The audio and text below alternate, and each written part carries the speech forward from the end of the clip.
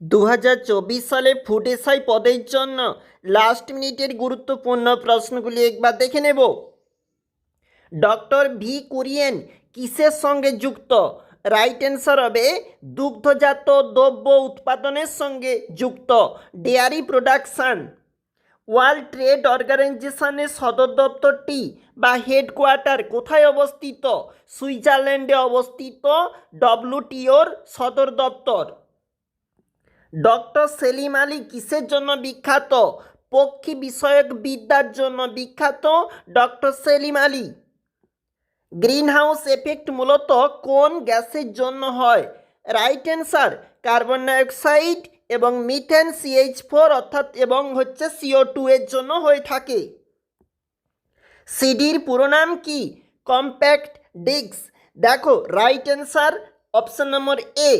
Next প্রশ্ন, কে lady with the lamp নামে পরিচিত? উত্তর হবে ফ্লোরেন্স নাইটিঙ্গেল, যে লেডি ইউথ দ্য ল্যাম্প নামে পরিচিত। কম্পিউটারের ইন্টিগ্রেটেড চিপ আইসি কি দিয়ে তৈরি? রাইট অ্যান্সার সিলিকন দিয়ে তৈরি। সাহিত্যে লিটারেচার ভারতের সর্বোচ্চ পুরস্কার কোনটি? জ্ঞানপীঠ পুরস্কার। ভারতের কোন রাজ্যে সর্বাধিক প্রাকৃতিক রাবার পাওয়া যায়? উত্তর হবে কেরালা। আলেকজান্ডার ভারত আক্রমণের সময় মগধে কোন বংশ রাজত্ব করেছিল? উত্তর হবে নন্দ বংশ।